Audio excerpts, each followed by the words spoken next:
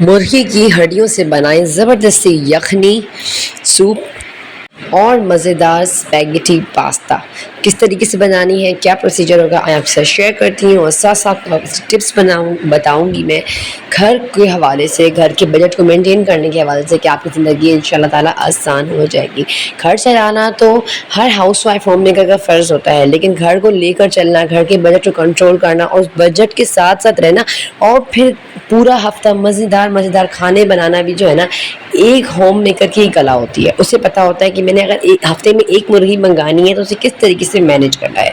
तो जनाब, मैंने भी सुबह सुबह उठते ही पहले तो चिकन मंगवा ली थी, क्योंकि हमारा मौसम बहुत बदल चुका है और ठंड भी हो चुकी है। तो मैंने कहा चले, आज मेरी तबीयत भी बहुत ज़्यादा ख़राब थी, तो मैंने यखनी का इरादा बनाया, फिर सूप का इरादा ही बन गया और स्पैगेटी का इरादा ही बन गया। तो अब मैं इन हड्डियों से, यानी सिर्फ चिकन की हड्डियाँ, 2 लेग पीस थे, 2 चेस्ट पीस थे, उन्हें मैंने अलग अलग जो है ना मैरिनेट करके रख लिया था फ्रीज़र में पूरे हफ्ते के हिसाब से। और जो है ना, जो उनकी हड्डियाँ थी, यानी जो गर्दन होती है, जो विंग्स होती हैं, इन सबको मैंने ले लिया, अच्छे से वॉश कर लिया। ताज़ा लहसुन, जब भी आपने यखनी या सूप बनाना है ना, आपने उसमें हमेशा ताज़ा लहसुन डालना है, क्योंकि मुर्गी भी ताज़ी थी, लहसुन भी ताज़ा, हरी मिर्च। इससे क्या होगा कि आपकी यखनी का टेस्ट है ना, वो बिल्कुल बाजार की तरह बनेगा और उससे भी ज़्यादा बहुत मज़े का बनेगा, जिससे कि जब यखनी अच्छी होगी तो सूप भी आपका अच्छा होगा।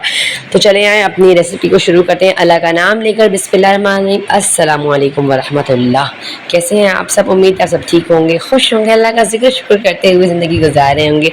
तो जनाब, अगर आपको मेरी रेसिपीज़, मेरे ब्लॉग्स ज़रा सी पसंद आ रहे हैं तो आप चैनल को सब्सक्राइब ज़रूर किया करें और कमेंट ज़रूर किया करें, इससे मुझे बहुत ज़्यादा अप्रिशिएटनेस मिलती है। और ना, वीडियो को शेयर भी किया करें, लाइक भी किया करें। चलो यहाँ पे रेसिपी की तरफ आते हैं। रेसिपी तकरीबन गुजर ही चुकी है हमारी बातों में, चलिए आपको मैं रेसिपी बता देती हूँ। आपने ले लेना है ऑयल, उसमें आपने लहसुन पीस के डाल दिया, चिकन जो था धुला हुआ वो डाल दिया, उसके बाद आपने उसकी भुनाई कर ली, ठीक है। उसमें आपने नमक, हल्दी और 5-6 काली मिर्च दरदरी करके वो डाल दी, ठीक है। काली मिर्च आपने भुनाई के वक्त नहीं डालनी, वरना आपकी मुर्गी का कलर जो है ना वो ब्लैक की तरफ चला जाएगा। यखनी का पानी जब डाल दिया तो आपने काली मिर्च भी डाल दी और यखनी को चढ़ा दिया। उसके बाद जो है ना, जब यखनी बन गई, क्योंकि मुझे ज़ुकाम हुआ हुआ है, तो मैंने 1 कप निकाल के यखनी का पिया और फिर अल्लाह का शुक्र अदा किया और मैं उठ गई सूप बनाने के लिए। सूप का प्रोसीजर बेहद ईजी, बेहद आसान। अच्छा, इधर मैंने यखनी को बिल्कुल भी नहीं छाना, क्यों? क्योंकि इसके अंदर हमने कोई इंग्रेडिएंट डाला ही नहीं। जैसे प्याज वगैरह लोग डालते हैं तो छाननी पड़ती है। मैंने साफ साफ चिकन की हड्डियाँ निकाल ली, उनको श्रेड कर लिया और ना यखनी को मैंने कोई नहीं छाना, क्योंकि इसमें लहसुन था, ताज़ा हरी मिर्च थी, काली मिर्च थी। अच्छा, मेमनों की जो एक ट्रिक है ना, क्योंकि उनके खाने बहुत मज़े के होते हैं, बहुत ही लजीज होते हैं। तो वो ट्रिक यही है कि वो ना खानों, तकरीबन खानों में, कोफ्तों वगैरह में, और जैसे समोसे रोल हो गए, कबाब हो गए, इसमें लहसुन हरी मिर्च उसी वक्त ताज़ी पीस के डालते हैं या पीस के दोनों के साथ में रखते हैं, तो बहुत मज़े का जो है ना टेस्ट चीज़ का निकल के आता है, ठीक है। यखनी में मैंने क्या कर दिया कि मैंने 2-4 चम्मच कॉर्नफ्लोर ले लिए, उसे मैंने अच्छे से मिक्स कर लिया पानी में ही घोल के, और इसको डाल के अच्छे से मतलब गोल गोल घुमा दिया, ठीक है, ताकि इसमें ना लम्स ना रहे। अगर आपके सूप में लम्स आ गए ना तो आपके सूप की जो मतलब वो होती है ना बुनियाद, वो सारी की सारी ख़राब हो गई, ठीक है। फिर मैंने ले लिया 1 अंडा, उसमें अच्छे से फेंट लिया और ऊपर से बारीक तार बनाते हुए मैंने अंडे को डाल दिया। इस तरीके से मेरे सूप का बहुत ही ज़बरदस्त टेक्सचर निकल के आ गया। हमेशा याद रखिए, अगर आप चाहते हैं ना कि आपके एक देखिए सूप में से हीक आती है अंडे की, तो आप अगर सूप बनाने के बाद आधा घंटे के लिए सूप पकने के लिए छोड़ देंगे ना, तो आपकी जो अंडा अच्छे से जब पक जाएगा तो उसकी हीक भी ऑटोमेटिकली ख़त्म हो जाएगी। और एक और चीज़ बताते चलूँ कि कॉर्नफ्लोर मैं कभी बाजार ये वाला यूज़ नहीं करती, डब्बों वाला, क्योंकि बिल्कुल बेकार कॉर्नफ्लोर होता है आजकल, तो बिल्कुल गाढ़ी चीज़ होती ही नहीं है। तो मैं क्या करती हूँ, जो बाज़ार से खुले कॉर्नफ्लोर मिलता है ना लूज़ में, तो मैं वही जो है ना 1 किलो 250-300 का आ जाता है, मंगवा के रख लेती हूँ, तो वो पैकिंग करने पूरा साल के लिए मेरा काफ़ी हो जाता है। तो बस आपने कॉर्नफ्लोर मंगवा लेना है, और ये मिलेगा भी आपको वहाँ से जो बेकिंग की दुकानें थी जहाँ सामान वगैरह मिलता है सारा बेकिंग का, और खुला अरारोट वगैरह मिलता है, वहाँ से आपको ये कॉर्नफ्लोर ज़रूर मिल जाएगा। अच्छा, 2 चम्मच चिकन पाउडर की मैंने आराम से झाड़ के मतलब छिड़क कर डाल दी।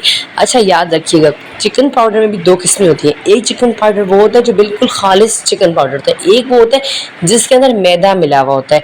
तो अगर आपके चिकन पाउडर में मैदा मिला हुआ है तो आपने उसे घोल कर फिर डालना है, कभी भी ऐसे ही पाउडर नहीं डालना, ठीक है। वरना आपकी सूप में सारे लम्स आ जाएंगे। अब मुझे सूप थोड़ा अपना गाढ़ा कम लगा तो मैंने 1 चम्मच और कॉर्नफ्लोर की घोल के डाल दी, तो बहुत ही ज़बरदस्त जो है ना वो सूप बन के तैयार हो गया।